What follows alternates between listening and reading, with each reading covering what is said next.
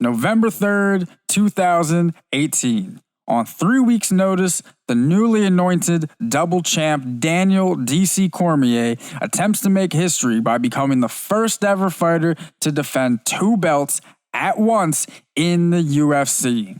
And he was meant to do this against the absolute powerhouse Derrick the Black Beast Lewis, a man so big that he had to cut down to the 265-pound heavyweight limit and likely was around 280 at least in the cage that night with the 250-pound DC.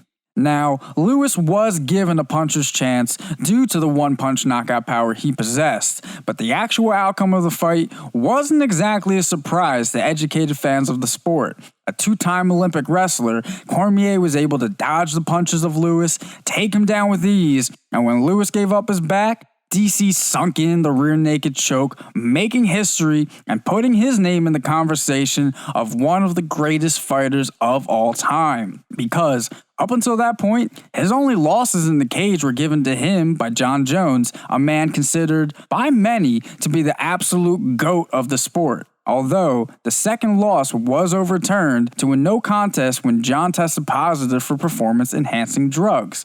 So, after the no contest and Jones was stripped of the belt, DC had secured the light heavyweight title and then went on to get the heavyweight belt from the longest reigning heavyweight champion of all time, Stipe Miocic. And so, with all this in mind, Daniel was forging a truly amazing legacy, one that would end up securing him a spot in the UFC Hall of Fame. But with Stipe calling for a rematch to get his title back, and DC calling out Brock Lesnar immediately after he obtained the belt, even calling him out again after defeating Lewis, how on earth did we get this title fight on 3 weeks' notice? Well, my name is Zephyr Corvo, your host for the Untitled Fightcast, and on this first episode of our second season, I'm going to tell you about that time that 2 professional fighters had beef over fast food. So wrap up, lock in, and let's get it started. Well, this story starts in a very unlikely place,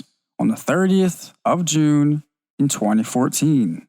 We move from the fight world to the music world, and Meghan Trainor releases her single, All About That Bass. The breakout hit about women with thickness and big booties takes the world by storm. Confused? Don't worry.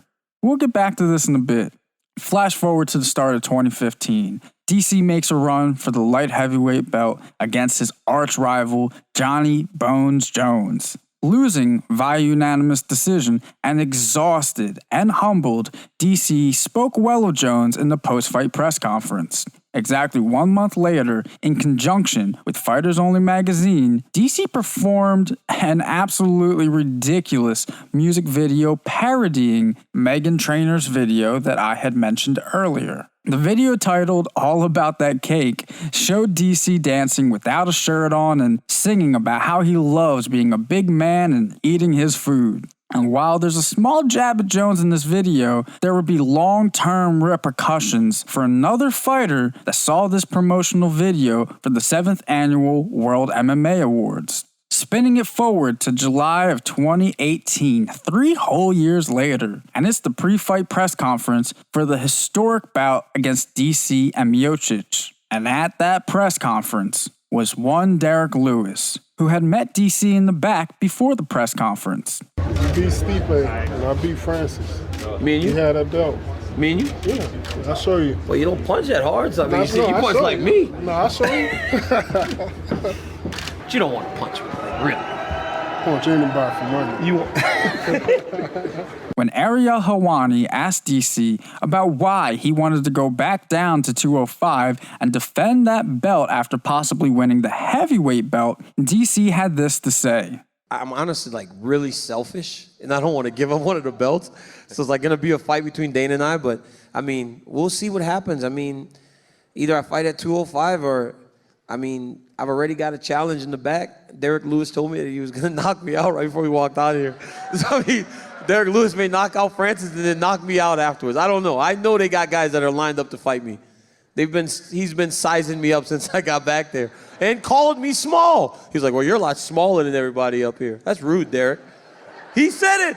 Like, wow, you're a lot smaller than everybody else. That's crazy. Derrick, what's your issue with Daniel? I want to know too. He disrespected Popeye's chicken on a commercial a few years ago.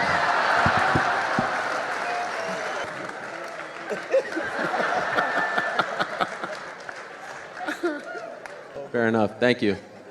And with that, the seed had been planted.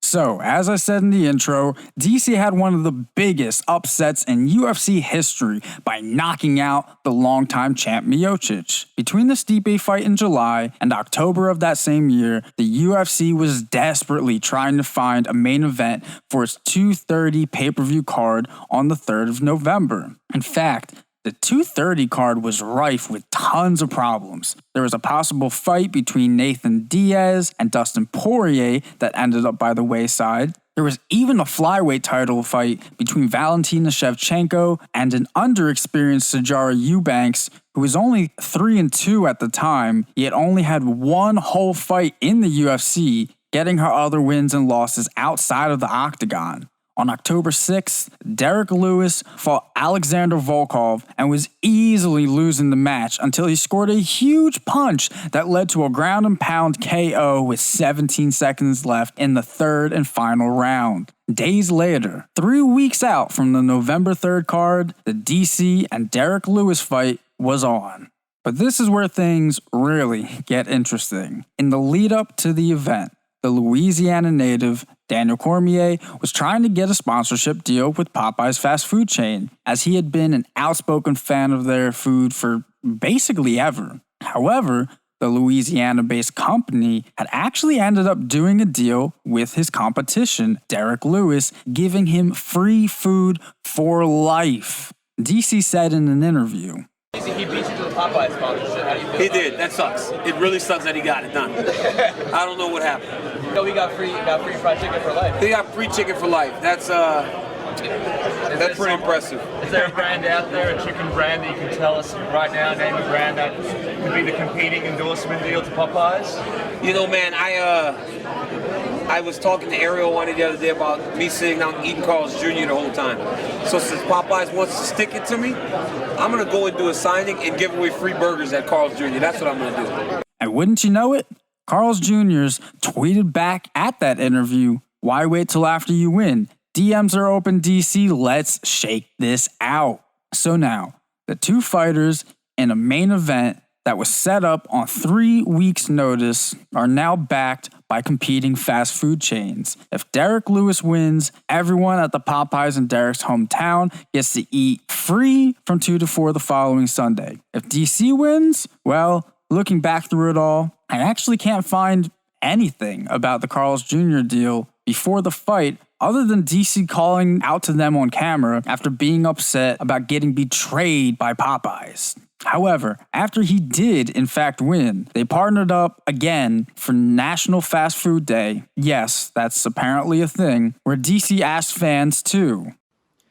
What's up, guys? Since Carl's Jr. helped me to dominate last week and the fans loved it so much, we are partnering up again.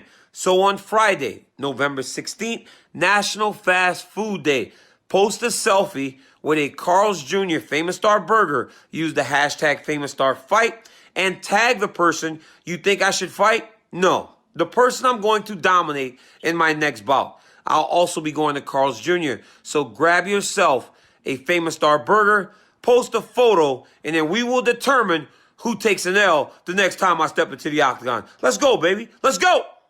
Now, I'm not actually sure how that turned out, as I actually couldn't find anything on it, but if you're a fan of MMA, you'll know that the fight with Brock unfortunately never took place, and DC ended up rematching Stipe and lost. But hey, he's still one of the greatest, and Derrick's balls are still hot. Now, this video was supposed to be done before the Derrick Lewis-Curtis Blades fight this weekend. However, this is the first video in general, let alone the first episode of the podcast that I've made in months, so I'm kind of relearning some things and getting used to a bit of the new format. As you can tell, the intro is a little bit different. I'm using a bit more footage And overall, I just want to bring a higher production value to my new audience whom have found me through the first video that I made that has since blown up. And I want to thank everyone for giving it so many views, all the engagement, including the haters. Y'all are hilarious. As for the Derrick Lewis Curtis Blades fight, if you didn't know, Derrick does what he does best and sent Curtis to the dark depths of hell. However, he is okay, thankfully, but man, it happened in an instant. I watched it live with my friends. The room erupted. Everyone was in disbelief. It was awesome, and I'm excited for Derrick's future. And speaking of the future of this podcast is, well, it's here, it's coming. These videos will be out on Wednesdays. This one's coming out on Monday, so this will be the video for this week. But next Wednesday, I will have a video for you guys on why Israel Adesanya, despite being my favorite fighter, absolutely does not deserve to be Fighter of the Year for 2020. I love him as a fighter so much. Like I said, my favorite. But there's two fighters in particular that I want to talk about that, in my opinion, are vastly more deserving than Adesanya. So I'm excited for that. I'm excited to get this channel going again. Thank you so much for watching. If you have any ideas at all for videos, please comment down below. I have some ideas for videos, but I really want to get the community involved. I want this to be a respectful and intelligent community. If you ever have differing opinions, directly opposing views on any of my analyses, I welcome them. Just be respectful, be kind to everyone.